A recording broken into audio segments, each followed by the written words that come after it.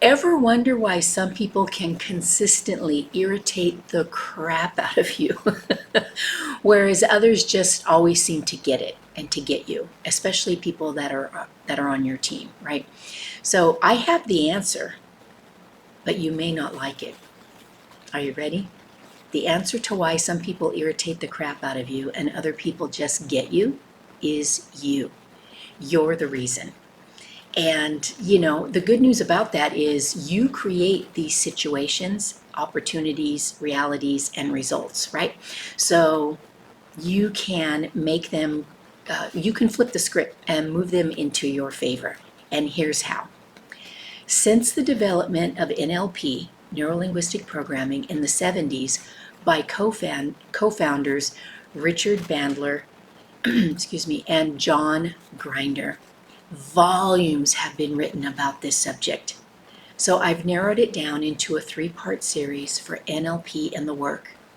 And it's important for you to understand that using NLP to manage the voices in your head to get the outcomes you desire is so crucial.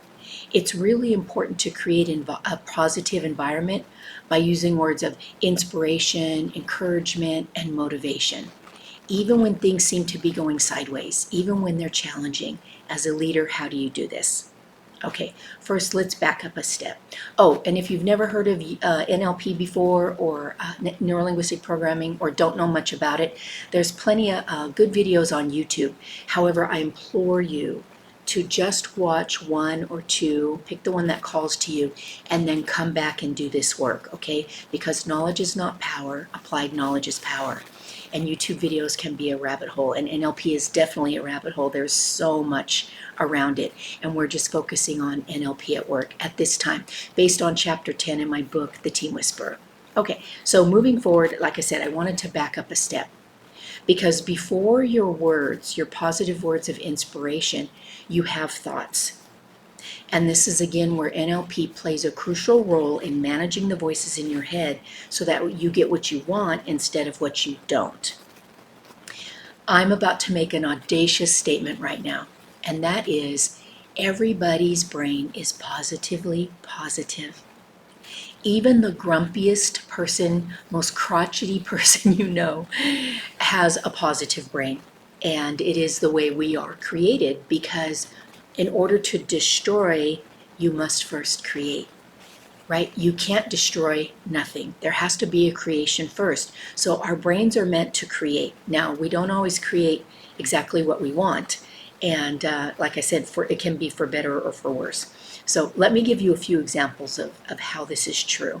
Okay, so if I say to you, don't picture a pepperoni pizza.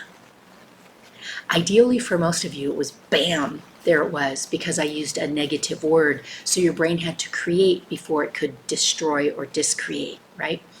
And some of you, if you're not visual learners, if you are visual learners, you've got the pizza just like that. And then you could possibly make it disappear in an instant. And I apologize to those of you who are kinesthetic learners who now are going to have some pizza because I put that thought in your head. But if you're auditory, another way that you can do this to get the point is to close your eyes and have somebody, well, here, I'll do it for you. So close your eyes for a moment as I tell you this little story, okay? So with your eyes closed, do not picture a cat. The cat is not running around the tree. It wouldn't run up the tree. And don't even look at the dog. Okay, so hopefully that helped you understand that our brain is in, we're created to be creators. Our brain is a creation machine. So we want to be creating what we want versus what we don't. Okay, so another example of this is AI. So even artificial intelligence, who we can argue is better or less intelligent than we are, it's just different aspects of intelligence, right? However, AI also can only create.